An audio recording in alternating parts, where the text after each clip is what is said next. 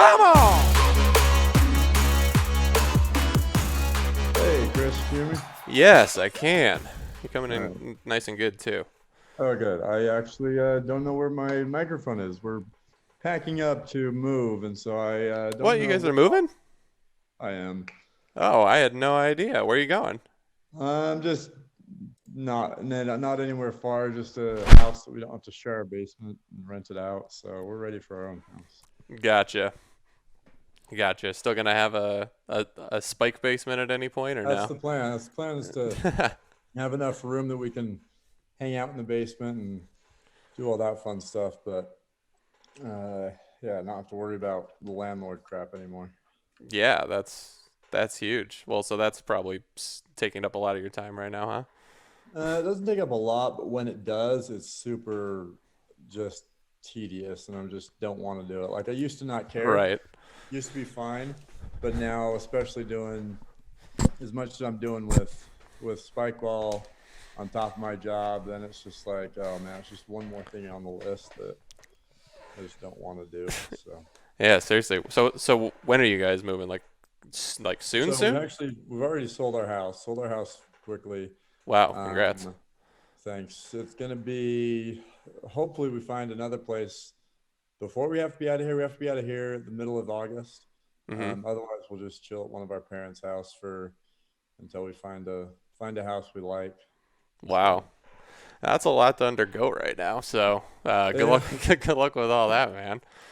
yeah, it's been hectic. Yeah, for sure. Well, other than that, what's been up the last couple of, I mean, forever. I haven't Um, I mean, haven't really seen you much. yeah, well, yeah. Nothing. Yeah, just spike ball and moving. That's really the biggest things. Obviously, the kids, but Right. they're just doing their thing. Wife is trying to get through law school, so she's on summer break right now, so that's nice. Right. Um, Jeez, that's a lot of things all stacked on top of each other. So, yeah. with with have you heard anything about like school with your kids yet, or are they still deciding out in Utah? So they're it sounds like most of the districts around here are going to be doing an online version or go to school. Most parents, it sounds like, are probably going to send their kids to school.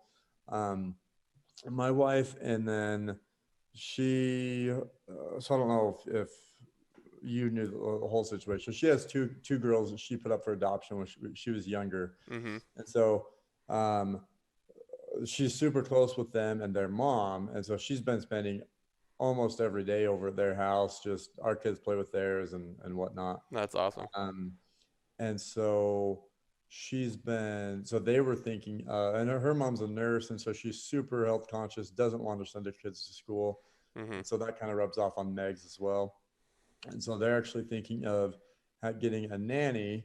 So we pitch in some, they pitch in some for this nanny who helps all the kids do the online versions of school, Yeah. because my wife's going to be in school. Their mom works, so does their dad is works part time, um, and so basically in a combined families and make a chip in for a nanny together and kind of do the homeschool all together. So Wow. that's kind of what's our plan is tentatively.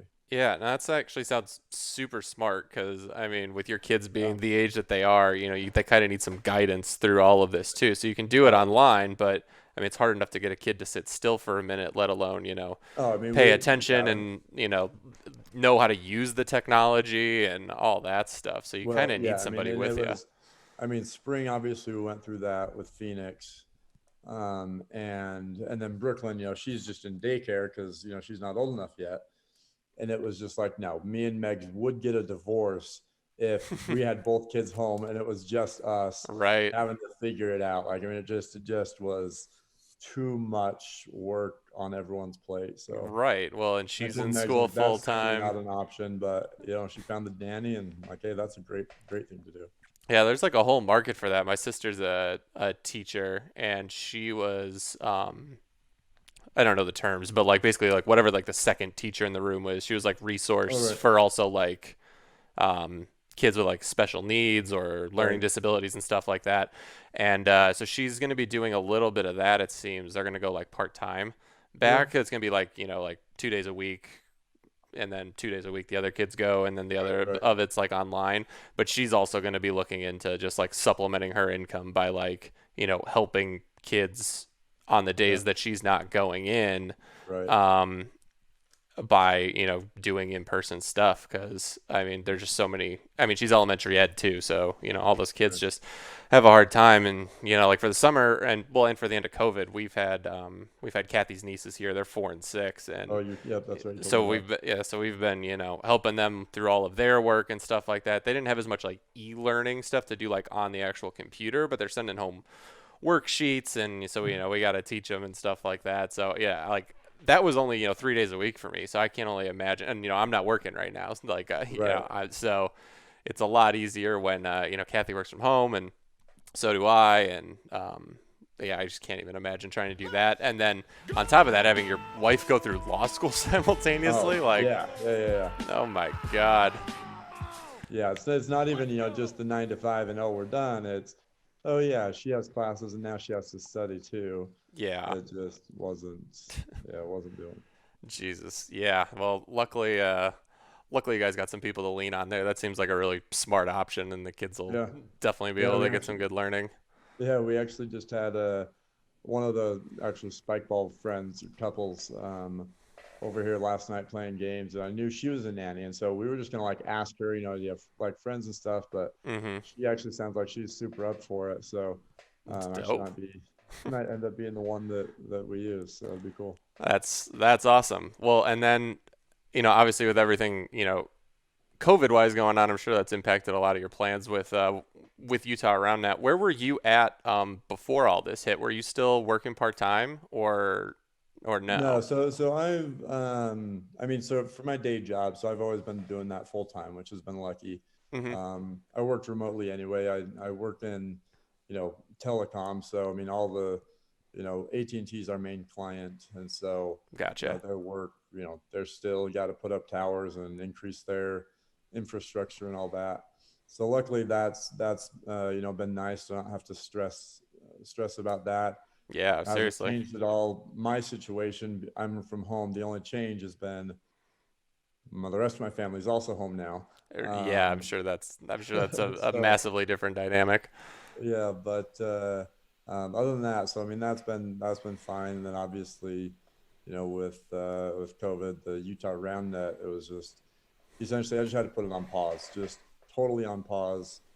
Um, couldn't even, I for my mental health, I couldn't think about the what ifs and, oh, if this happens, then I'm going to do this, because it would change all the time. Right. And it was such an emotional toll on me because I'd put in so much work in the off season and Mhm. plan so much.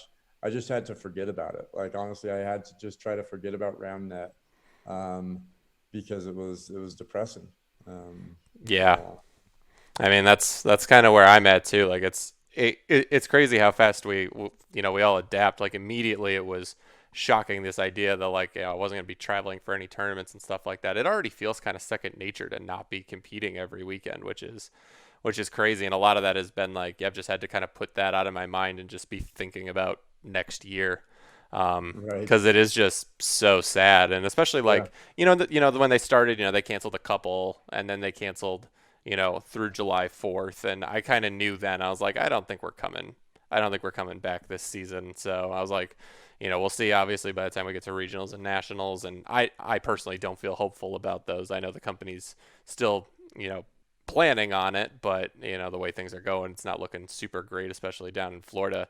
And it's just, yeah, it's depressing if you just think about that. So you kind of gotta figure Yeah. everything else out, and just go from there. Yeah. No, it's been, I mean, luckily here, we were able to come back and have been thriving with it. But yeah, I mean, for people who are looking at the national window, it's crazy. I mean, although someone did bring up, um, a silver lining the other day. I think it was on a comment someone put that, at least maybe now it might have been, I think it was it you and Skylar, maybe it was what it was, that, the local the local roundnet scenes now can pick up the slack and build Right. their communities and kind of gain from, their top players not kind of saying, I'm better than the local scene. I don't want to come around here. I'm just going to go play Right. nationally. So, hopefully that all benefits it. Yeah, I mean, we've also just seen, good projects come out of the community here with people Yeah. having a little bit more time, and it's cool to see that. Like, especially like, I mean, I know I bring everything back to Melee, but like, Melee's always been a grassroots scene. They've had no parent company. Like, Nintendo Right. doesn't support them, and so it's like, imagine what it would be like if we just didn't have, Spikeball as a company. Like, imagine it exists, but all they do is put sets in Target, and then we have to put Right. together a tournament structure. Like, that's kind of where we're at right now. Like, they're not putting together that national thing right now that for everyone to compete in currently. I mean, I'm sure they're all planning ahead and all that, but it's kind of forced everybody to, locally step up and do something, and then they go, "Oh, we need these tools in order to run this tournament." And so people are creating things like, I mean, Fuego is so cool. Oh Like, my, that's so great. I was like, that's amazing. The Models put out another very useful app with like the hitting thing. I was like, oh my god, you guys are just killing it. And it's just cool to see all that. Yeah, yeah, the innovation's been neat. Obviously, and for me personally, the Spike House, which was Gasaway. I mean, I won't take credit. I hosted people, but I mean, Gasaway had the idea. Mhm. It's like, hey, we need to do something, and Gasaway came up with that, and Preston had the execution of finding all the people, and Mhm. between that and it just seems everyone's a little more creative about, okay, what are we going to put out? The content that goes out has been phenomenal. Yeah, it's been a big step up, and that's like I mean, that's the best thing that's come out of the Spike House. Like the quality of that content's also gone up, which is just raises the bar for everyone else. Like everyone else is just going to go a little bit higher with instead of just some grainy GoPro footage and a Justin Bieber song. Like that's a good starting point. Not Right. to rag on any of that, but that's where we were, and now we're going to something a lot better with like, I mean, they're doing like multiple camera angle stuff and full commentators and replays, and their podcast looks great, like Right, sounds great. Ryder is a beast. I mean, and props to not just the talent, but his work ethic. I mean, we'd all Hmm. be playing, Yeet Spike and Jungle Ball and all that in the basement, and he'd just be on his headphones on the couch right next to it, editing away. Like, I mean, he would just like that was his baby, and he was gonna. I mean, he did out countless hours of editing to put out what he did, and sacrifice a lot of playing and just hanging Yeah. out and stuff, which was what I was able to participate after hours and after my family and work. But I mean, yeah, I mean, it was, and on top of that, like, it was just fun to get to know all the guys. Yeah, I And mean, it's always fun when you can get together and stuff like that. And with not having the tournaments, that was one of the things that kind of went away. And definitely, like for me, I've been in that boat too of just like, oh my God, this is what it's like to not hang out with a bunch of ballers from all around the world. Like I've never had to deal with that ever since I, joined this. And so, it's cool that you still got the opportunity to do that. I was super envious. I mean, it seemed like you guys were just having an absolute blast. So I don't know a whole lot about Ryder. I haven't had the privilege of meeting him yet. Obviously, I've seen the footage, and he seems like he's incredibly talented. Obviously, I've seen what he's put out. He's incredibly talented. Is he like is that his like specialty, or is this just like a hobby that he picked up with like editing and no, stuff like so that? he's doing video work. I think as kind of his job. Just I like know he freelance, does some or is other. he doing What's like that? marketing? Is he just doing like freelance, or is he doing like marketing for anybody? I think it sounds like a lot of it's kind of freelance, doing like wedding stuff, Mm-hmm. um, and things like that. I don't know. He might have like kind of contract jobs here and there, but I don't think he. I mean, he's. I mean, not like a full time employee. At least from what I could tell, um, and stuff. But yeah, I mean, he does just kind of has jobs here and there. When you're that good, I think that's kind of where it's at, and he picks and chooses and does his own.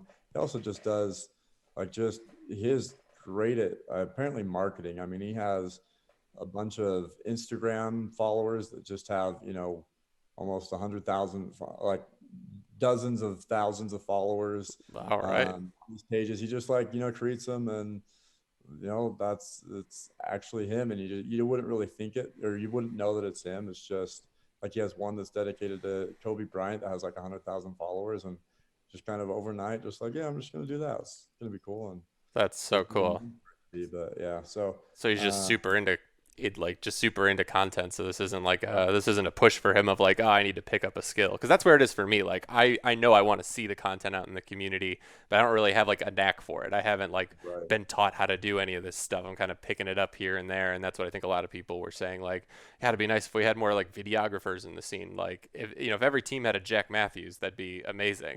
But we don't all have a Jack Matthews, so you kind of have to step up. But it's cool that he's I mean, it's cool the amount that he was just able to pump out in that month. Like I couldn't even like I haven't even watched all of it. Like I've watched a lot of it, but I haven't even watched all of it. I can't, which is a great problem to have. Yeah.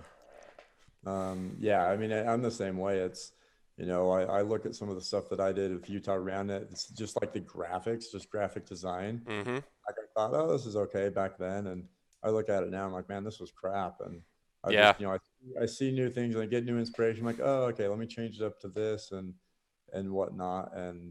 But I mean, still, relatively speaking to other stuff that comes out, I know it's still not there because I'm using, free programs still. I want to doll out $300 for all the Adobe suite, but um, yeah, it's fun. It's fun to learn new things though. But I mean, at this point, like especially the video stuff, I just don't have the time for. Between two full-time jobs basically and a family, man. That's Yeah. why I've got a couple interns trying to help me out with content, but they get busy too. Yeah, I mean, it's cool that you have people wanting to, step up and be helpful there too. Like that's what I've really been proud about the community is like people seem to have stepped up into something to like keep the community going. In the first couple of weeks, we really didn't know what was happening, and we didn't know what tournaments were going to look like, and it just seems like everyone's kind of found some way to be helpful, and whether that's even just running a weekly Zoom call where we just talk about Roundnet, or whether that's live streaming, or whether that's actually going and running tournaments. It's just been cool to watch everybody, step it up. Yeah, yeah, it's been a lot of fun. So with Utah Roundnet on hold, still been a lot of tournaments out in Utah. So what's like the difference there for So, you? well, so now, obviously, now it's not on hold. But I'm talking about, Mm, during it was what, so middle of March yeah. when Trump came out with, the official, 10-person per group gathering limit. Mm-hmm. Ironically, I had terrible timing on trying to defend myself on still throwing our March tournament in the Facebook page. Mm-hmm. And that day, Trump came out with that, so I had to take some steps back. Um, and eat my words. But then it was May 15th, or also May 14th. The Utah governor announced that that Saturday, which was the 16th, at midnight, the guidelines were going to move down to low risk here in Utah. Mm-hmm. Which and I had up to that point, followed all the guidelines and knew everything and implemented our own. So as soon as it went down to low, I tried to get away with moderate, and then but working with different parks and rec, it was clear that it wasn't going to fly. So I'm like, okay, I'll just have to wait. And so um, there were some conflictions in the guidelines. So that's kind of why I thought I'd be able to do moderate. But anyway, so as soon as he said this is going to happen at midnight, I had about 30 hours to plan between when he announced and when I would have to close registration. It was about 29 hours. Mm-hmm. And I'm like, yeah, I'm going to throw a tournament on Saturday. So um, I just quickly put together a graphic, threw up a website, or threw up a page on our site, um, shot it out on our, I don't even think I did like an email blast. I just put it on our Instagram, sent it out to the group chats that I'm in. Um, and said, "Hey, we're doing a tournament this Saturday. Here's the link." And within, we had 31 teams within about a day's time to sign up. And then the next week we had 59 teams with a week's time. And then the week after that we had 113 teams, and that was the Jeez. first tournament for the Spike House. I guess that was 3 weeks into the going into low risk. So Um, I mean, that was a ton of fun, and this is actually, I think, my first weekend off since the beginning of June, or since May 30th. Yeah, so Wow. um, it's been weird to not have anything this yesterday. I had one other Saturday off, but that's because we had state championships a Friday night. But Gotcha. yeah, we've had literally an event, a tournament every weekend since May 30th. So it's been crazy, but I mean it's been bigger than ever. Obviously, Yeah. putting up our three tour stops of triple digits in a row. And this Friday we've got. I'm super excited for it. I don't think it's not going to be a huge tournament. Um, for at least our standards, but um, it's going to be. There's a city that's about 20 miles south of Provo, so it's kind of middle of nowhere, and so um, they have a couple soccer fields. They have lights on, but there's no houses around, and so they don't have any regulations on when they have to turn off the lights, and so That's we're great. throwing an all night tournament. We're going to start at 8 p.m. and probably finish up around 3 a.m. Oh, those are Um, so fun. Yeah, we did a couple of those back in like 20, what, 16 and oh, 17. We really? ran like Flurry, which was an indoor tournament, but the indoor space was so expensive that we couldn't afford to do it during the day, During the and we day. didn't have enough space anyway. So it was basically like we needed all their indoor space in order to run it. And so we'd start the tournament. I think we started at like 9 p.m. and it That's went fun. until like 3 or 4, and it was just super fun. And the whole like the night before we partied with the knowledge that like we could just sleep until like 4. So Right.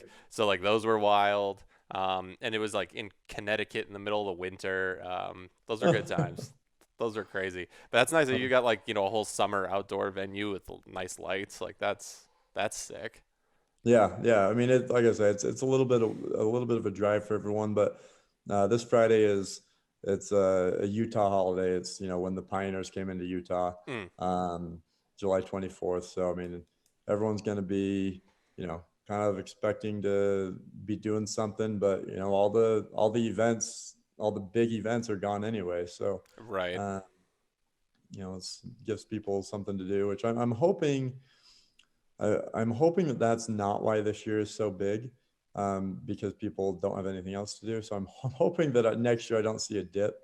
Not that I would expect it, but I don't think that's necessarily it. I mean, I think you saw massive success right off the bat. Like within 2 weeks, you're already getting 100 teams. Like there's so much pent up demand. right. So there might be like a little bit of that pent up demand, but I mean, I like should you'd be been able. getting good numbers in Utah last year, and Yeah, then you've yeah, only done more since then. So yeah. it And makes I mean, sense. and I think because I mean we've been adding.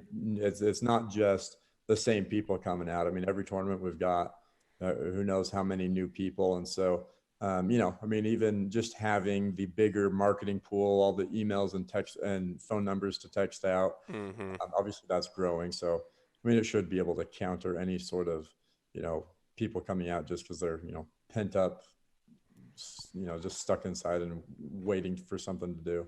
Right. And the other thing is like you're not even just growing locally, like you're growing throughout an entire state. Now, granted, your state's a little less population dense than like, maybe, the Illinois suburbs or whatever like that. Right. But at the same time, like because you're moving your tour all around Utah, like you're getting people from all around Utah and you're creating a culture where it's normal to travel a little bit further. Right. And Right. I think that's huge. So have you been running them just like everywhere in Utah still? Did you kind of stick to what your schedule was for the most part? So more or less, yeah. I mean, and Utah, with our geography, I mean, everywhere besides down in St. George, which is about 4 hours away, everywhere in Utah is about within an hour and a half of each other.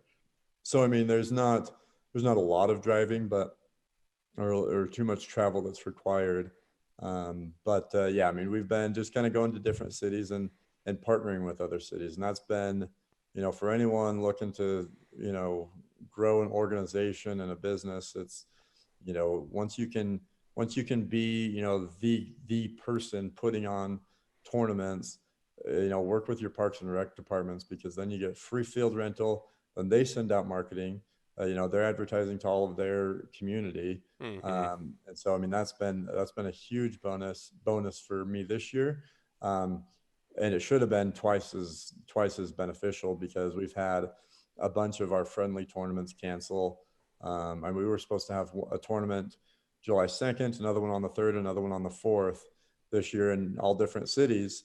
Um, and all of those canceled, and we just ended up running an independent one on the 4th. But um, I mean, yeah. I mean, so as far as marketing goes, it's reaching out to getting new people in each city and kind of going from there and getting them hooked in those smaller tournaments.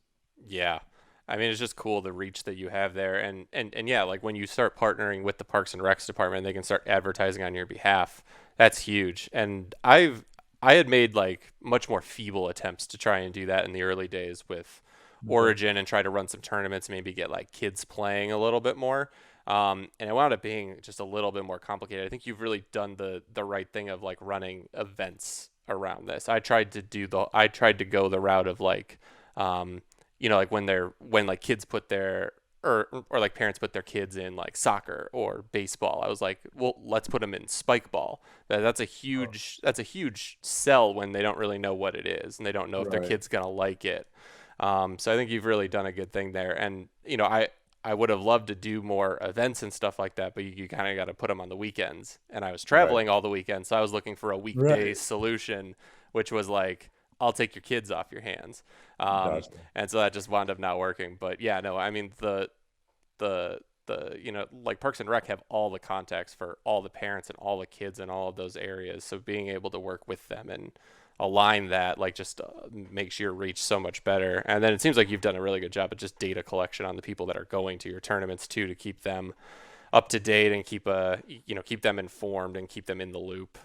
Yeah. No, it's Because that's the key is keeping them from just going to one tournament and then being done. You kind of got to right. suck them into a couple so that they get some momentum, and then that's what they think about every summer.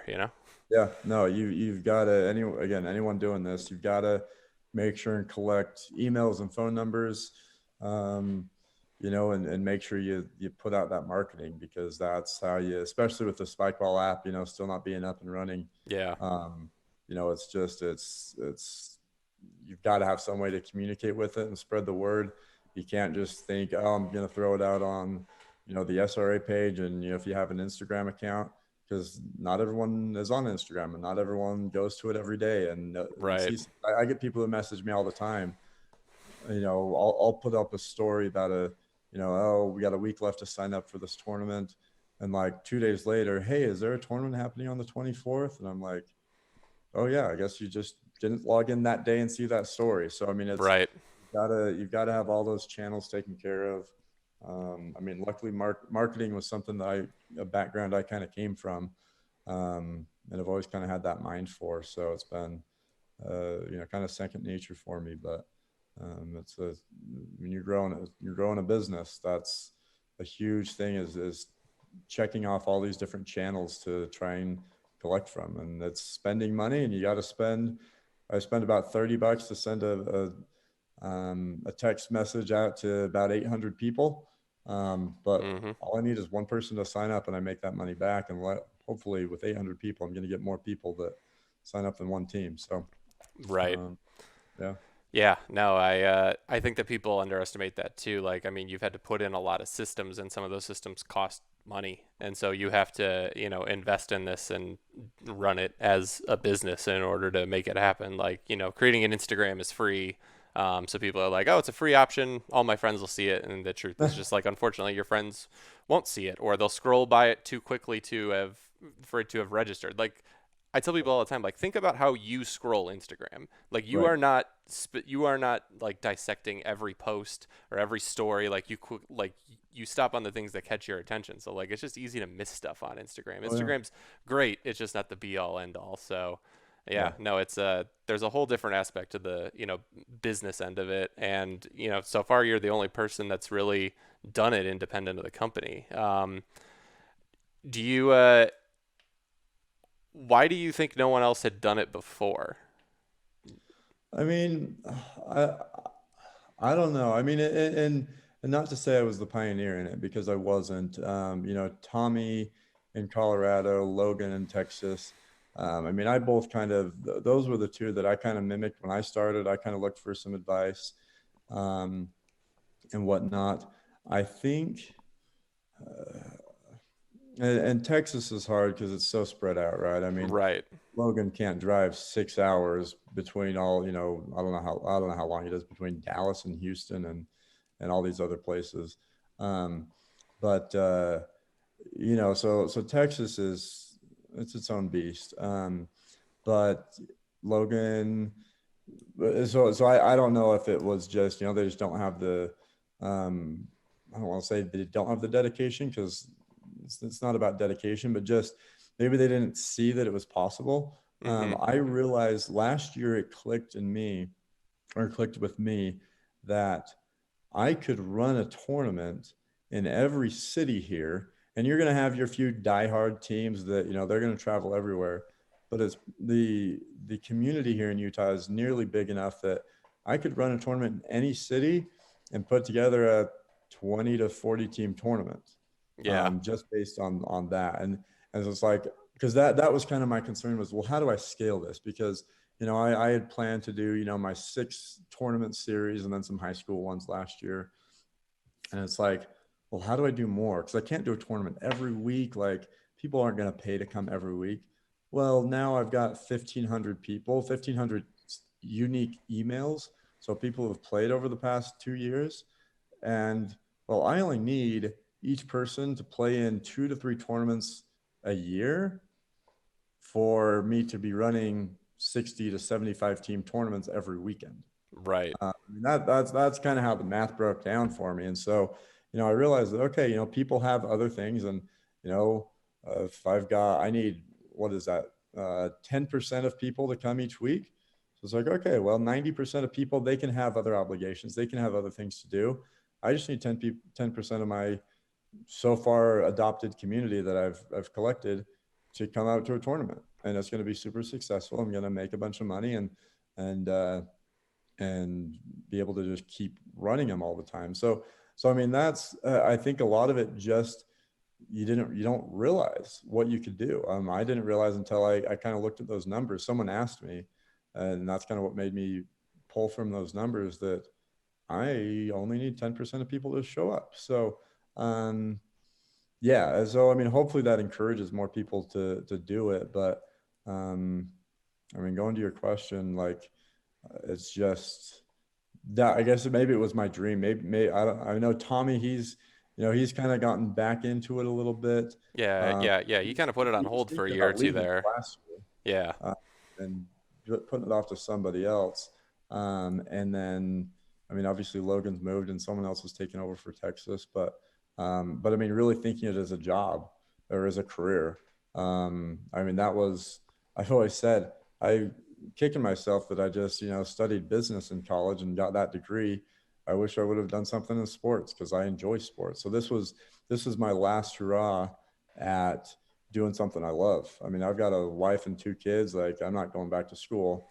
Um, so let's see if I can make this work. And I kind of thought it was a pipe dream 2 years ago, and well, now it's more or less a for sure thing. So Yeah. I mean, one, congrats on all of that, but I think all these things start as pipe dreams, and I think that I think dedication does come down to it because in order to get to a point where you can say that like if 10% of people show up, we'll be running, a successful business, like most scenes don't have that. And even Chicago, which has had the game for the longest, so where Spikeball started, they were running tournaments in 2008, 2009.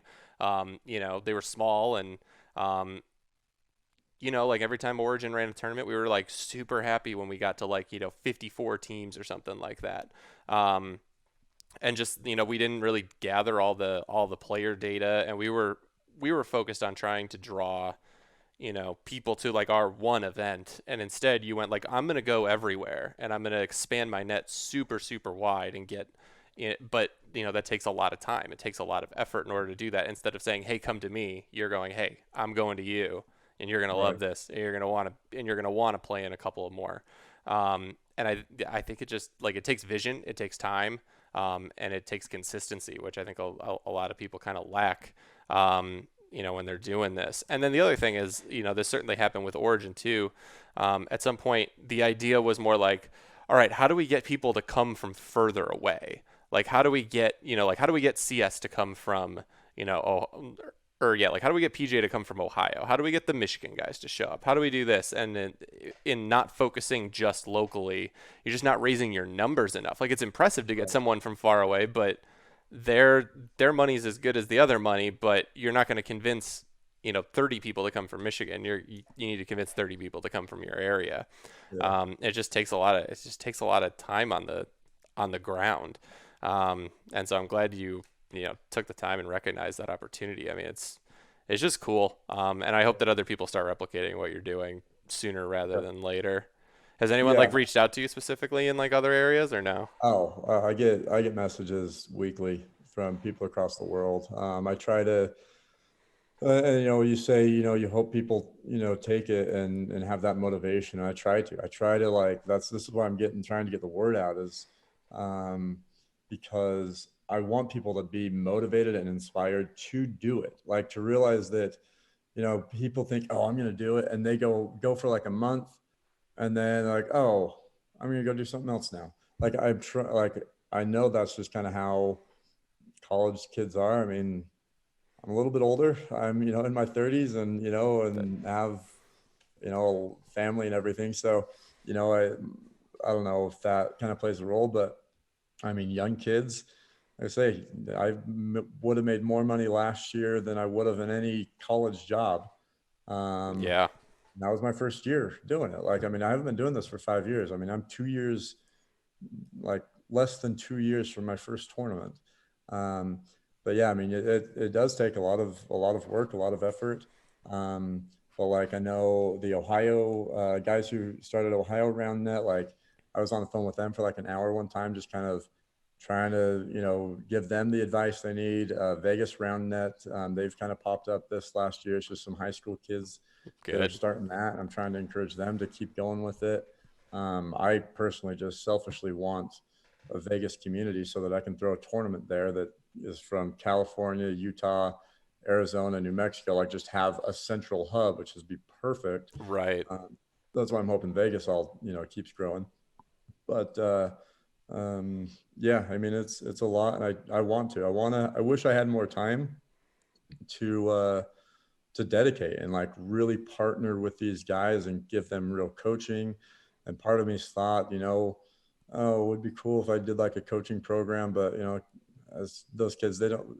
People right now, the people who are doing this, they don't have money to pay for a coaching program Right. or to really go through with it. And part of me also wants to just invest in it and say, okay, I'm just going to create all your I'm going to be on your team and I'll take 25%. Like, and I don't know, that seems like a doable thing. But anyway, anyone watching who is interested in just having me be a part of your team and not just kind of here for advice, like, I mean, I'm all about, doing what I can to just get myself more ingrained and have different partners across the world. I would love it. Ryder, I'm just going to get a couple of these comments. Ryder, I love you. Ashton, thank you. Um, but yeah, I mean, but it takes a ridiculous amount of time. Luckily, my wife is amazing and supports me being away from the family. Now she even joins me. Now she even enjoys doing the tournaments herself, and she basically runs the tournaments now. Wow. Last couple, I gave her like I gave her the title. Her and my buddy Trevor, who've kind of helped run tournaments now. Actually, I gave them titles, and my wife is now senior tournament director. So whenever I don't want Nice. to, or whenever it's too, like honestly, like I don't sweat, and so I get just legitimately overheated in these summer tournaments, and I Oh, just that's want to brutal. lay down Yeah. in the tent, and she runs it, and she does, and it's fantastic. So, um, anyway, it's been fun. No, I mean, you definitely can't underestimate having someone by your side to help you with those things. That's awesome that she's, stepped up and willing to do that. Especially like there's definitely a pervasive theme that I've seen in RoundNet where, someone gets a girlfriend, Yeah. someone gets married, someone has a kid, and then we never hear from them ever again. And so that I think for every supportive, wife or girlfriend, I'd say there's, three or four that are less so, and all of a sudden you know, it's obviously the player's decision. I'm not blaming the girlfriend here, but I've just seen the story too many times. So I always Yeah. champion a fact when it's like, oh, like someone came in and like is being supportive and like also joined the Yeah. community. Like it's just rare. Yeah. So that's super great. Oh Yeah, man. no, it's great. I mean, before this, it was she supported me playing hockey and indoor soccer and volleyball 3 to 4 times a week and being gone, you know, that many days. Um, so yeah, no, she's absolutely amazing. And I mean, I have some of my best friends that, I try to get them away for 1 week, 1 day a week to come play spike ball, and I was lucky to get them for that. And but there was no way they were getting away for two. So. Um, but yeah, hopefully there can be more supportive ladies, and then men for the lady ballers in their lives. Yeah, no, for sure. Um, definitely a thing. So with Utah around that, I guess what's like I mean, one, like, without, boring us with like all the business details and stuff like that, like, what's the structure that allows you to actually like profit on this? Um, So so I actually just kind of looked at the numbers the other week. So um, it's just I mean it's tournament fees. I mean they add up. So there was a post the other week about you know how much should tournament fees be? Is it okay to charge money? And there were a few comments that were like, you can charge a little bit of money and then give it away as prizes. And I came down as there are like 5 people who commented that. I just came down hard and said, no, stop, everyone.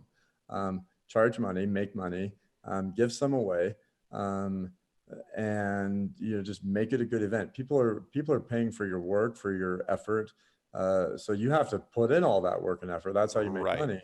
Um, but you don't have to give it all away. Yeah, that's what I don't think people Like just like any realize. business. I mean, people, I hear, the chatter that spike ball, probably costs them, you know, just a few dollars to make these sets, and they sell them for $100. Well, great, good for spike ball because that's what a business is.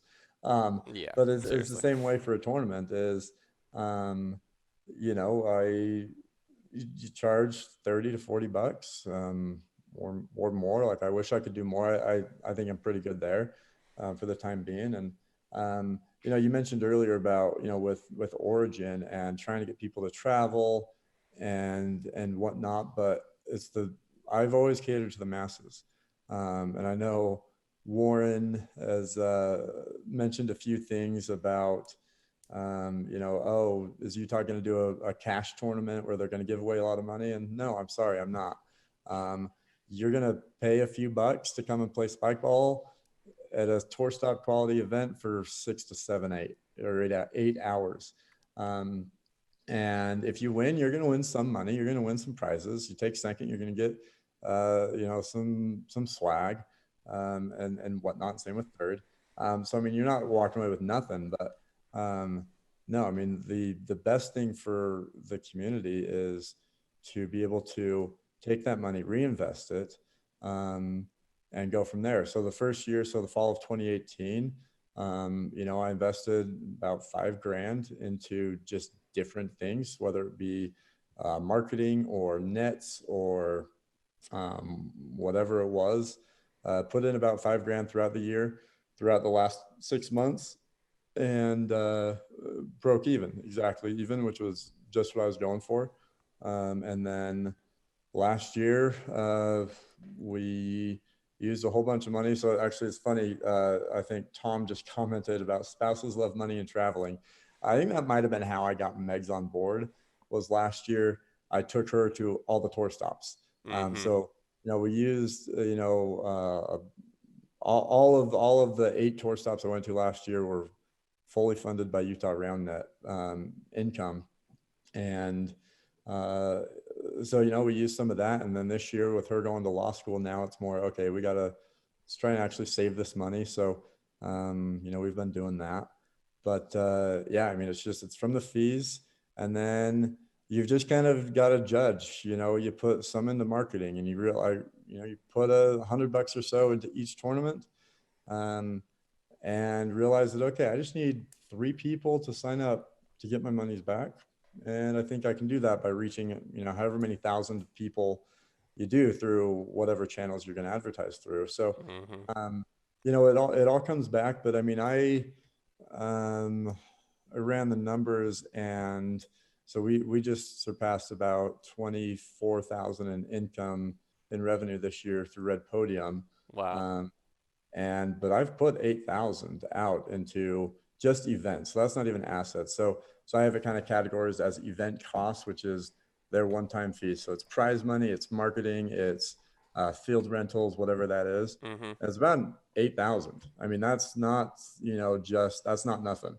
Yeah. And so, Well, it just goes to show you why you have to profit in the first place. Because if you're going to give right. away all your revenue as prize money, then you can't sustain it and you can't keep running tournaments. And Right. yeah, someone who's ran tournaments before, it's always been frustrating when they were like, "Well, how much are you walking away with at the end of the day?" It's like, well, if I'm the only one putting in work, like I don't value my time at $0 an hour. Like Right. it takes time to do all this stuff and organize it, and then you want to be able to have some left over to run something cool later. Yeah. Anyway, It's, continue. it's, yeah, because it's not even the time of running the tournament. It's Right. having to be motivated to do all the work behind the scenes.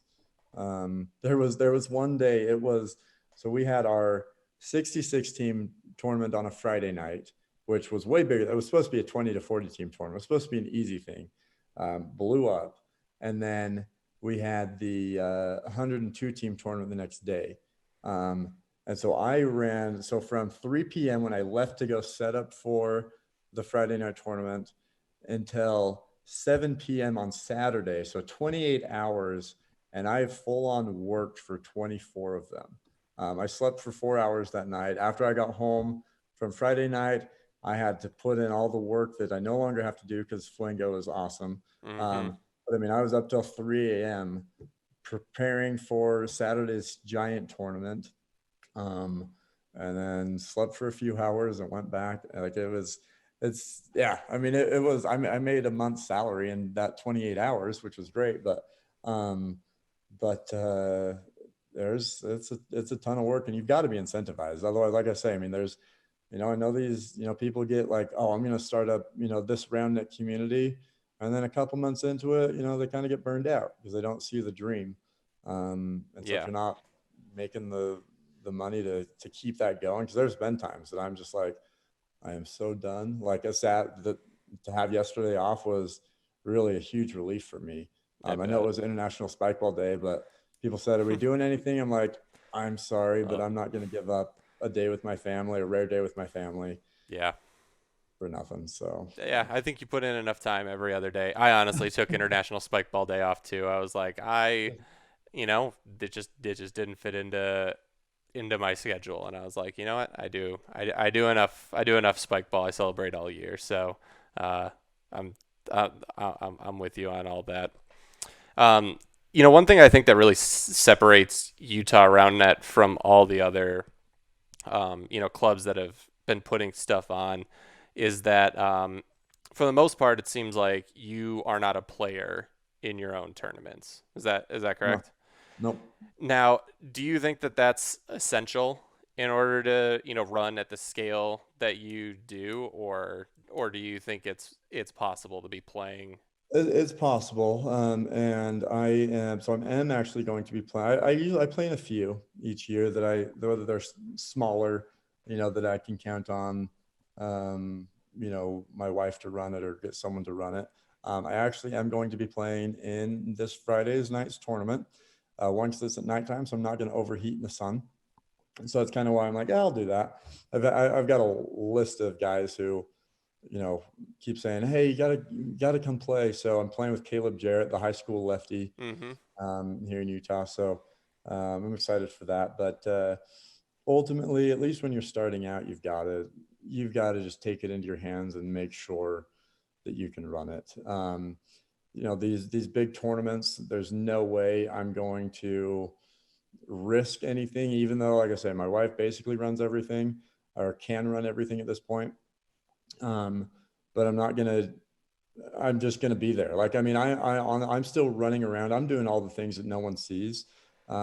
Whether it be we ran out of water and I got to run to the store and get more water, or we just got to empty this trash. Like, I mean, I'm errand boy. I'm doing what Megs tells me to do. Um, but like, I'm making sure that nothing's going to go wrong. If someone needs an observer, I'm going to be an observer.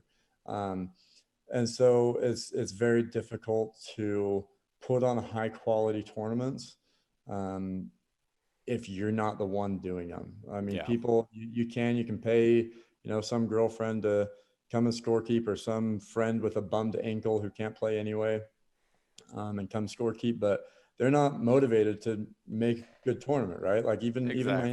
like, they, or my assistants, when they come and help, they scorekeep, but they're kind of like, oh man, I want to watch this top game. And I'm like, hey, you got to come over here and work. I'm paying you to work. Right, Um, like you're doing a job right now, so you're yeah, not yeah. you're not a spectator. Right. And and so, wanting to have fun, but so if you're the one that's in charge, you've got to be there to be in charge. You're still responsible for everyone to have a good time, and you can't do that the best when you're playing your own game. Hmm. And it got to a point, like, I mean, and the reason I do it so few times, I play at tournaments so rarely, is because it's super stressful, because I've now got to leave this game midway through, it delays everything, and to go help out with whatever I need to take care of. So it really, I enjoy running tournaments. I enjoy playing in them. Doing both is kind of a pain in the butt. Yeah, well, that's been my experience as a TO, and I think that's what really held things back from ever getting to where you were going. Is I was never willing to give up playing in the tournament. So I was like, I'm gonna run it. There's only 25 teams. Like, it's not that bad. Like, as long as all the scores are getting recorded, I can go Right. play. And then during the lunch break, when no one's around, I'll just compile everything and a bracket will be Right. spit out, and then we're good. But what you are focusing on is only the like the bare minimum of what it takes to like Right. actually have a tournament that doesn't crash and burn, Right. and you're not actually putting anything into the community. You're not putting in quality. You're never going to be able to actually charge more for something that's like of better quality. And I mean, I think part of that was just like, I mean, that's what it was like in 2015 when I started, 2014. Like, someone said like, hey, we're going to show up at this park, and there'd be 15 teams and they were playing in it, and it was good enough, and we were all Right. gung-ho and happy enough. But if you want to start facilitating something larger, like more people, more problems, like you have more people that you're going to have to Yeah. touch, and more problems that you're going to have. And like you said, even just like emptying the trash, once you have 100 teams, like that happens a couple of times. That doesn't just Right. happen once on the lunch break. Yeah. And so, then you have unhappy people that like, they're unhappy with the tournament quality, even if they only paid 15, $20 for it. They're like, this wasn't that good, versus like taking the time to actually like make sure everyone's happy. Like, now I think you can charge 30 or 40. Well, that's the other thing, is when they don't have a good time, well, now that person is only worth $20 to you as through their whole life. Yeah, their lifetime People, for value me, they're plummets. not coming back, right? So for me, someone's paying, $20 for a good tournament.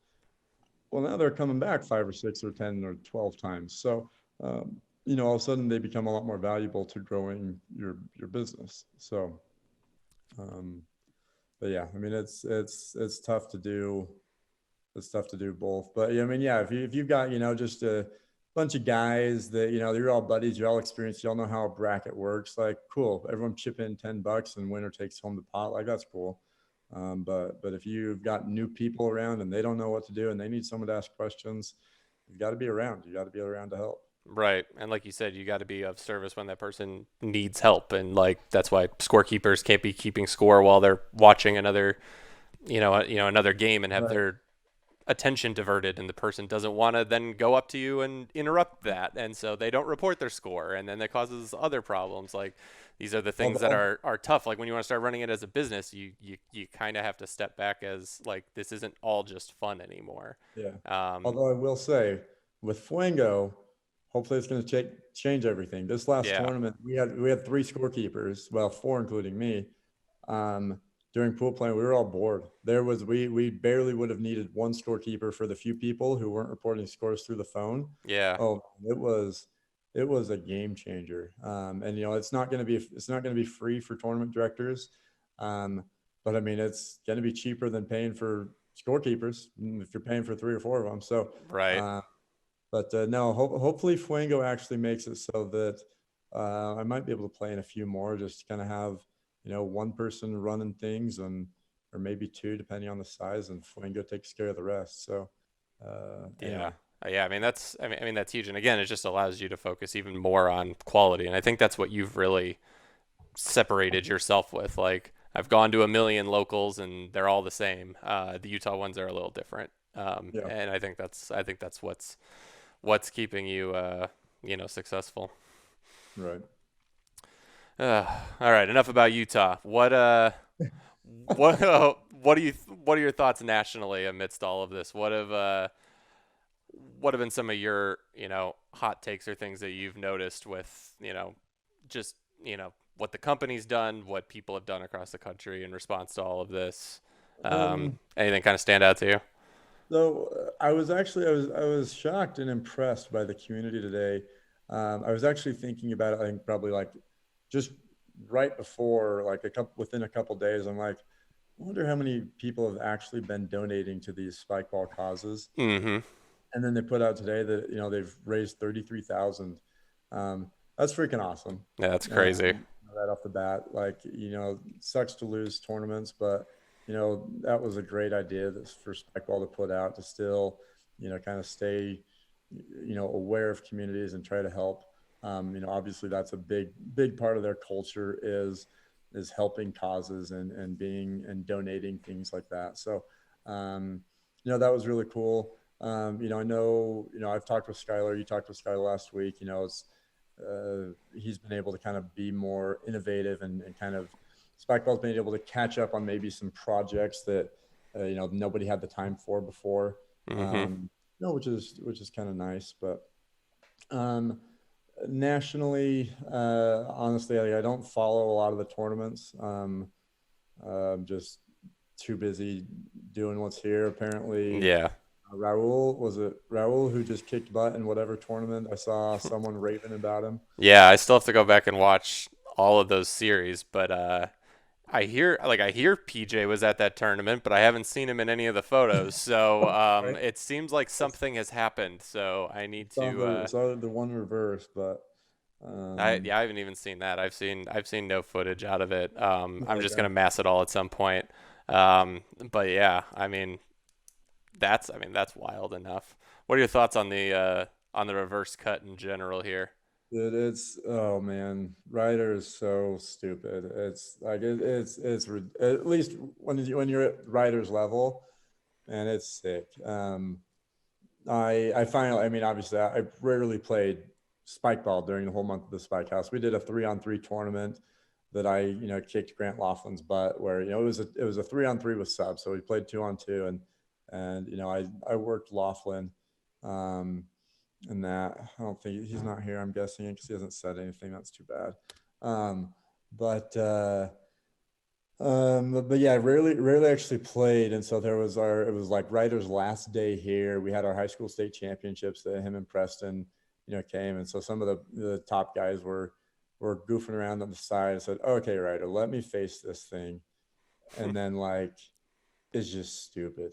I mean, not that I'm not a top level player, right? So take it for what it is, but Yeah. I mean, when you've got a pro level cut Mm-hmm. that I mean he hit a couple of them, they hit front pocket and just like darted into the ground, and then you can't, like, I mean, that lefty to, like, you're going one, it's ridiculous. So props to Ryder, props to anyone who's doing that. It's definitely going to make things more difficult. Um, but I'm not someone who's against serve ball, simply for the fact that um, people are going to get better at receiving. And it's bad touches that Yeah. are going to create rallies. So I'm okay with it because people are going to learn, and people are going to have maybe a bad reverse, that doesn't hit as well as they want. If someone's able to get fingertips on, and then the second hit's coming from far away, and that's what's going to start a rally. So Yeah. um, I'm all for the, getting kind of these more creative. That's just one more, one more serve to, for someone to use, and uh, hopefully that creates rallies, and maybe we can create some other, with other rules, come up with something else. But um, no, it's ridiculous though. Yeah.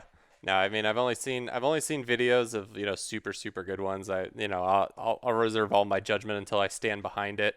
Um, but to me, like I mean, again, I mean I have a very similar stance to you, and I'm very vocal about the fact that if we don't have challenging serves, we're not going to have rallies at this point. So it's super important to keep that there. And we all thought that the cut was going to be this thing of like, oh my gosh, now it's I have to react to whether it spins off the net or doesn't, and now that's routine. And now it's like, all right, how far can you jam? And Right. now it's just like this is the next frontier of that. But from what I've noticed, there are players that do it better. And it's only been the first couple of months with the serve, so we'll see if this remains the case. But I think it's fairly easy to see in someone's shoulder when they That's go what that. for it.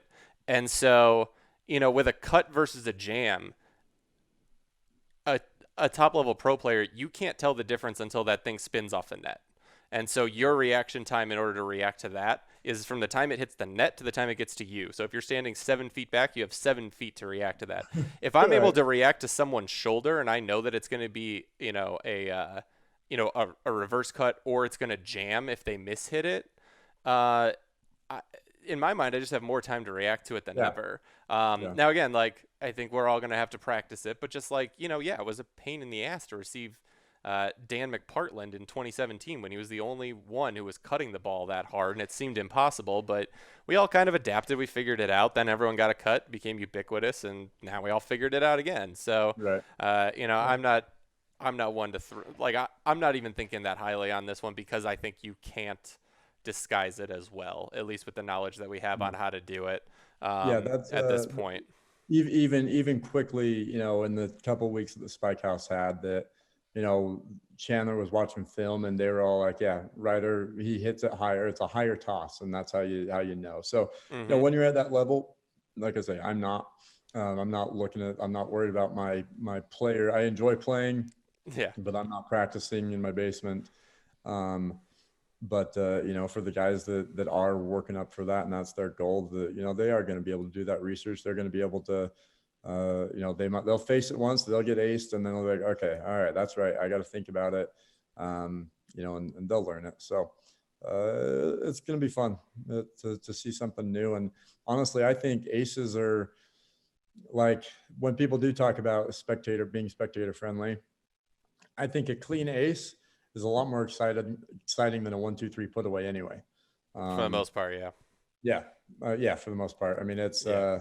so. I mean, that's at least. I mean, it's like a strikeout in baseball, right? Like, Yeah. sure, a home run's more fun than a strikeout, but a strikeout is more fun than a grounder to first base. And I kind of take that as Yeah. a rally is a home run, and ace is a strikeout, and a 1, 2, 3 put away is a little grounder. So.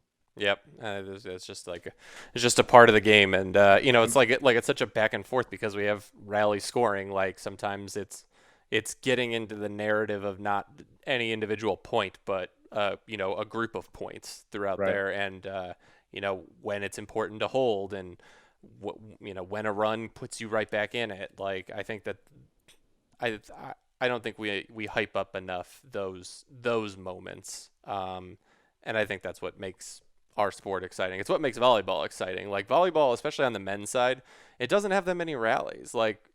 Like pro men player like hitting 500. Like you have a massive advantage as a hitter. Now I guess you can't hit it in every direction in volleyball. It's got to go forward. You got a couple of people blocking you, but um, you're at an advantage at that point. And so I don't find a massive issue with that. So I'm glad that the reverse cut doesn't seem super super broken to you. I mean, I haven't heard anyone have the thing of like this is what's going to make us have to change all the rules who like No. actually has faced one. No. Because I don't think we're there. Believe in, it was the June 6th tournament in Provo, where it was Ryder's debut basically. Mm-hmm. Since he beat me in West Regionals, that was his first tournament. So this was the second tournament. Okay. Stupid how fast. Oh my gosh, Right. it's stupid. Um, but we took. That's what Ryder got more break points than Preston did. And, that's arguably why they won. And Stokes afterwards, like he wasn't complaining. He was like, "Hey, I'm going to the lab. I'm going to learn this. I'm going to learn how to receive it. I'm going to learn how to hit it." Right. Um, I mean, it's like, matchup knowledge, and you don't have it. Like yeah, yeah. that. And so it That's why I wasn't. don't want to play Ryder. I'm like, well, I'll have to learn So, everything. yeah, it's all right, let's adapt. So Yeah. Yeah. Geez, it's gonna be something interesting. Someone here is saying that PJ's run, PJ and Corey lost to Olivia and Coleman in losers. I heard they lost to Raul and Dan in winners. I didn't realize Olivia and Coleman took them out in mm. losers. That's an interesting stat. I mean, they're both phenomenal, but I've always said that like PJ can usually win with a ham sandwich, and Right. Corey's no ham sandwich. So, um, so that I Yeah, can't wait to can't wait to I've go got to back. give it to Coleman. Coleman, I'd never really seen him play before, but he was better than I thought. Hmm. He's been really good. Um, Well, and he's a grinder. He just works super hard. Like I respect him a lot as a player. Like he came up super fast, and you can tell it's because he put in the time and was willing to work on the skills and was willing to travel and get that experience. Even when he was just kind of like lower premier, he was like, no, I need to figure out how to be upper premier, and he's already done it. Like it's wild. yeah, yeah. But yeah, just another guy that was fun to kind of get to know and actually know personally now that from the Spike House. So Yeah. Well, Spike House was definitely a cool project here. Next project for the community that you're involved in, along with me, would be the SRA Players Union. Wanna yes, wanna share some thoughts there? You were nominated for president. I was Uh, nominated. yes. Um, You had my yes, vote for president. But Dylan won out in the end here. Yeah, I guess like what are your thoughts going into all of this and like honestly, it was an honor. Like, those in the kind of in this inaugural union or group of players, they heard my speech, but um, like I would when Dylan first, reached out, kind of, putting everything together, and asked if I wanted to be in the union, or be a part of it, and I was like, so first I was like, yes, of course, that's great. And then a couple of days went by, and didn't get anything else. And I'm like, so did you mean to send it to me, or did you mean to send that message to church? Because I'm not even premier, right? And so, he said, no, it'd be idiotic to not have you yeah. with everything that you've done. So that was cool. But then when it all got put together, I was the only male non-premier player, in the group, and so I was like, oh, okay. And again, kind of didn't really think like, okay, like it's cool to be a part of it. And then Zach Vance, like he messaged me and says, "Hey, are you cool if I nominate you for president?" I'm like, "Oh, yes, of course." Um, and he did, and he wrote this, and I was like, "This is interesting." So it made me think like, okay, so this, you know, really, if I run the best, if I've kind of put together the best community, like, okay, maybe I will have a big part in the players union, which ultimately the goal is kind of just another giant roundnet community, right? This is everyone. It's not just Utah, it's everyone. So, Right. I kind of got more bought into it, thinking of, okay, how can I help? Um, it was great to be nominated for president. And I told Dylan, as we were kind of talking about details of videos we were going to put out for our nominations, and I told him like, hey, you're going to be the president. Well, I didn't say you're going to. I said you deserve to be president. I think you should be it. Um, you've thought about everything already. Like I kind of am curious how things are going to get going, Yeah. and how I can help. help that, but I don't really know the goals right now. So Dylan's definitely the best first president, and after his term is up, I'll be doing what I'm doing full time. So maybe at that point, I'll throw my hat in the ring and try to really get that president nomination. But I mean, I wanted to hear your take on it. I mean, what from a player, Hmm. been a top player for years. Obviously you want more benefits. You want, whether it's travel and prize money. But I mean, as far as the union, how do you kind of see this? I assume you've, being buddies with Dylan, you've probably talked with him prior to all this kind of going public. Hmm.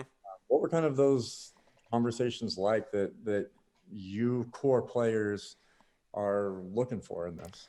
Yeah, so I think a lot of people don't know this, but I actually created um, a different SRA Players Union Facebook group back in 2018, and this Oh, okay. was in response to what happened with the first ESPN taping in Lancaster, and my main issue, I didn't find out about this until um, the day before or 2 days before the tournament, one day before the tournament. It apparently went out in an email, but I didn't sign up for the tournament. Dylan did, so I didn't get the email, and I Oh, just didn't and he didn't read it close enough to know. Um, but we found out that we weren't going to be able to wear our team jerseys on ESPN. And as a player who's trying to make this his full-time job, my part of my bid to sponsors, which is, as you know, is right, like incredibly difficult to get, is like, hey, right. take a risk on me. Like Spikeball's going to blow up one day, and this is like, if you put in a little bit now, you might get a bigger payoff. So this was my opportunity to be like, I am going to represent my sponsors on ESPN, and I am going to be able to, you know, share that footage and those videos with them and clips and it's just going to be a huge payoff for them. And it's saying like, hey, I Right. delivered value to you. Instead, I had to have a super, super difficult conversation with all of my sponsors saying, hey, you're going to see me on ESPN. And I didn't have a choice in whether or not I got to represent Jeez. you. Yeah. And I just felt like, I mean, I was certainly angry at the decision. Basically, what it came down to was ESPN said that um, they just in order to not have to run everything by legal. They didn't want to have any conflicting sponsors. They didn't want to have any of this. And so Spikeball I mean, that ESPN thing came together so fast. Spikeball said, okay, Right. yeah, we'll do that. We'll have Savage whip up some really clean jerseys. We'll make sure that everyone's actually matching jerseys, which is a thing that, us players have not done a good job of doing in the past. So Right. it seemed like, okay, yeah, we're solving that problem. And it was more just like, all right, our incentives are so out of a line right now with Spikeball. Like I've always been a big advocate for the fact that it's not just Spikeball's job to provide more prize money. Like you also need to be putting in some work as a top player and not just like competing for funsies in their tournament, but like take on some effort of creating sponsorship opportunities and growing the sport yourself. Right. But Right. now I felt like Spikeball was basically saying like, hey, when the biggest stage happens, all that work you've done is for naught. So basically I was like, well, if you're going to tell me that I need to put in my end of it, like I can't have that taken away Right. at the last second. So I created this group, invited like, I don't know, 30 people or something like that. It was probably fewer. It was just like a lot of the people that were I think I invited everyone that was featured on ESPN in that first one, and then some other top players that were like close, the upper end, and it was just like this needs to change by Summer Spike, and there was a lot of talk, and it just didn't really materialize into anything serious. I wound up having an individual conversation with Chris Reuter, and then followed up with Jack Scotty on that. It wasn't something they were going to be able to change for Summer Spike, but it was something that they wanted to be able to at least look into in the future. And I knew that when I created this, I was like, I don't want to run this. Like, running something like this is going to take massive, massive organization, and that's just not my forte. Right. I'm a passionate guy. I'm a player first, and I was like, I just want to like put out some good ideas here, and it slowly became a thing where like some top players would just complain about something that was happening, and we could kind of talk Right. it all out privately instead of like arguing in the SRA group, which I mean, obviously that SRA group, when we just argue on there, it's so counterproductive. And then you have people chiming in who just know less about it. And obviously, like, we want everyone in the community to have a voice here, but Right. just They're like not hiding channeling anything. those things of like, you know, what does a reasonable amount of prize money look like? If we're going to say that, what does that look like? And then on my end, I was saying, and what are we bringing to the table? Because if we're going to ask Spikeball to do something, we have to be giving something back. Right. And that's what I want to kind of expand on here is I just want to find a way to what my goal for this group is basically not be the counterweight that's going to argue with Spikeball. Like, I don't want to do that at all. As someone, again, like from Melee, I know what it's like to be in a community that doesn't have parent company support.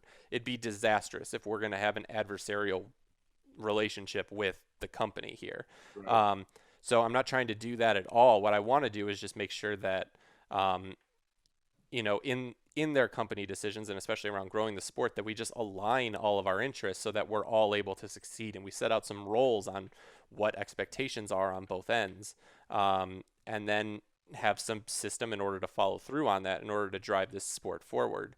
I mean, you've Right. seen a lot of people really take on some content production amidst all of this. And like, I'd like to see Spikeball kind of do the same thing. Well, what does that look like if I'm going to ask you to do that? Like, we have to go through what that's going to cost, what that level of content looks like, what's the return. If they do all this, what's the end goal of actually putting out that content? How does that actually bring more money into the sport? How does it bring more eyes into the sport? How does that bring sponsors into the sport? And so that's what I kind of want to do. And I think that I think top players have a lot of knowledge on what that is, and what they're going to be able to do. I think there's a lot of value in having your top people represent the sport, and having a narrative that a fan can actually follow. Like having those teams that you follow through a season is going to create a story arc that isn't just like, hey, you should pick up a set at Target, but like, hey, you should be invested in this as a sport. Right. Right. Yeah. To And the so I fan too. and so I want to drive content through that. And so what is our role in that, and what do we have to bring to the table, and what do they have to bring to the table?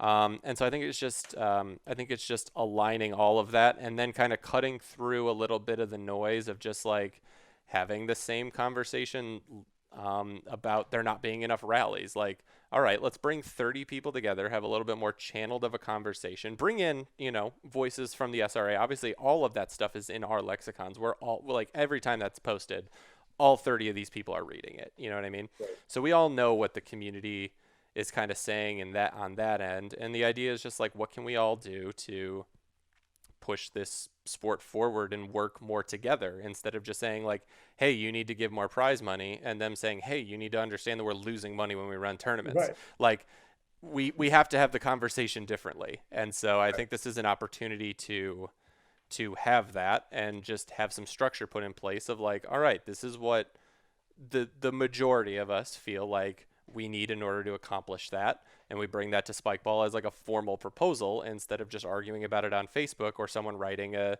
mean email to Nora. Like, I just Right. don't think those things help in the end. So No. that's kind of my vision for it. Nice. Well, I love how you say, it's not just us, as players making demands from Spikeball. It's how do we work together with them? Because like I'm in that spot where I understand what it's like as a tournament director, and so like you say, I mean, they're guessing not making money in their tournament series I mean, after they're they not. pay. Yeah, yeah, yeah. Um, and so it's like, well, you can't just say, well, I'm good at Roundnet and I win your tournament, so I deserve to be paid money. It's like, well, what do you really bring to value to the SRA or to Spikeball Inc. And so that's kind of what I've always mentioned is that. And so now I'm kind of in that unique position where I understand from the organizer, but also we want to represent the players. So yeah, I love that it's how can we all work together. Okay, so now do us players, do we step in? Now we're invested, so say, okay, if we're going to bring in sponsors, we're going to help do this so that we can help the community as a whole. And it's not just Spikeball trying to go get their own sponsors so they can bring in more money so they can pay it out. But now it's everyone working together to try and reach some of these goals that we all want. But it's, yeah, let's all get on the same page and all put in the work and the thought, like just brainstorm ideas.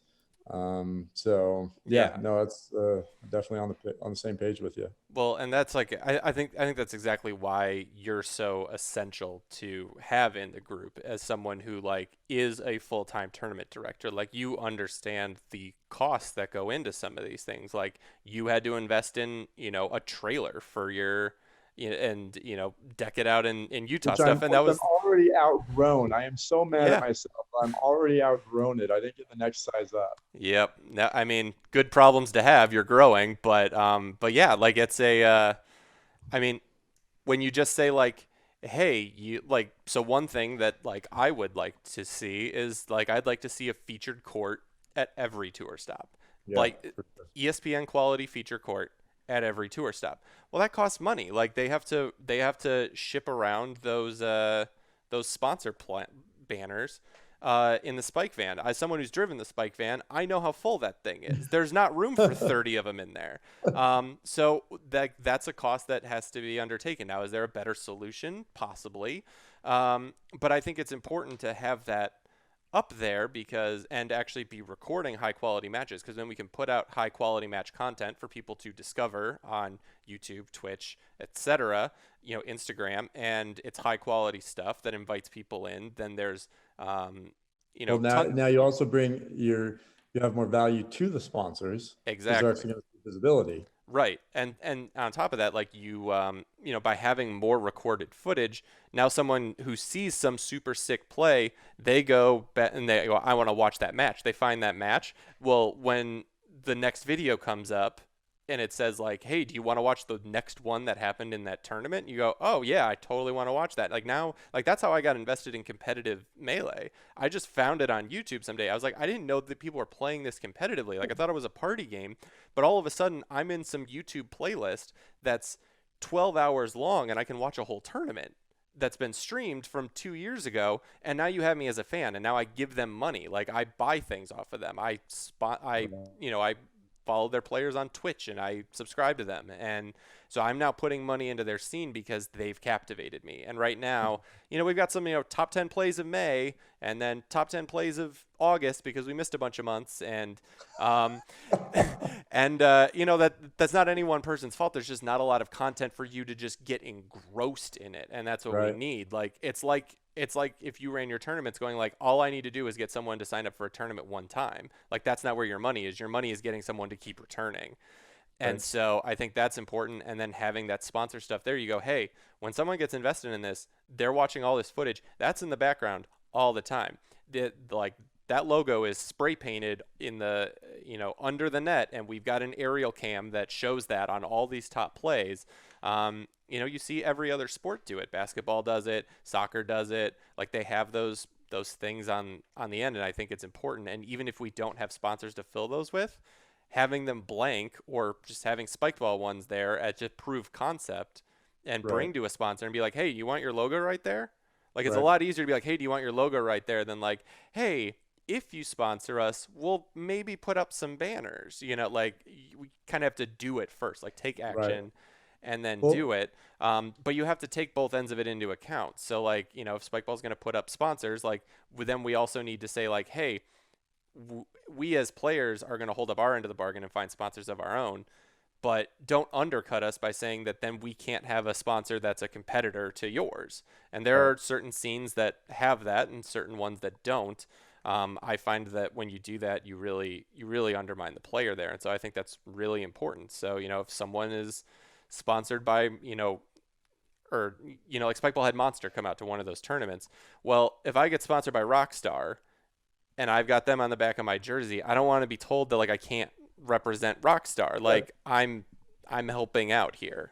So I just want to like incentivize just get on the same page about like where does the buck stop and where does who's in charge of what, and I think that pushes the sport forward and allows money to flow into this in a meaningful way instead of us going to some tiny little sock company that's willing to take a risk on us for $150. Like, we could Right. start getting some bigger players if we start playing a little bit bigger and we start broadcasting these a little bit bigger. Coordinate. And yeah, I mean, that's like, you gotta, when sponsors are considered, I mean, it has to be consistent advertising. They have to know that I'm getting this and this and this. It's not a, hey, be our sponsor and we'll give you shout outs. Like, that's not good enough for the big Right. stage. Shout And outs not a so, thing. Like, shout right. outs, like, sponsors don't give a shit about that. No, no. And I think people don't understand that either. And again, like, it gets worse when, the reason I created that group 2 years ago was like, not only was I not able to represent the sponsors on the back of my jersey, I am sponsored by KBS, a jersey company, and I had to wear a competitor's on Right. national television on the biggest screen of my life.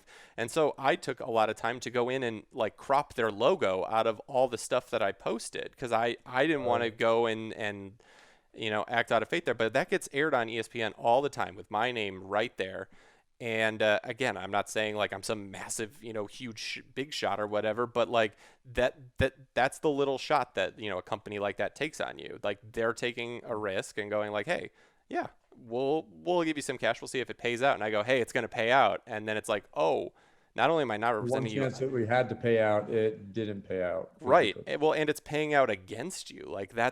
that's even worse. Like so, that's tough. And again, I have no problem if Spikeball wants to be sponsored by like if the tour is going to be sponsored by Savage and there's going to be Savage logos in the background. I'm not saying Sure. like no, don't step on my KBS thing. I'm just saying like just let me wear the KBS jersey. Yeah.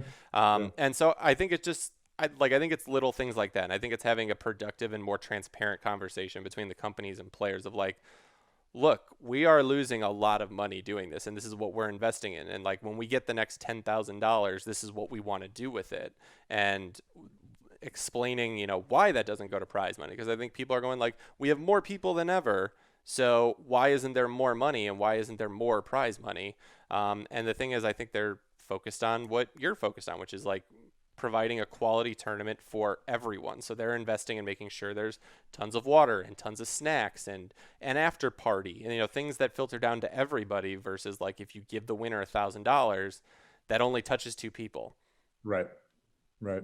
And And at some point, like the dream where I see it is, is the tour stops end up being just for premier players or qualified or pro, whatever that level is. And then at some point it's a spectator sport. Like that's where it needs to go.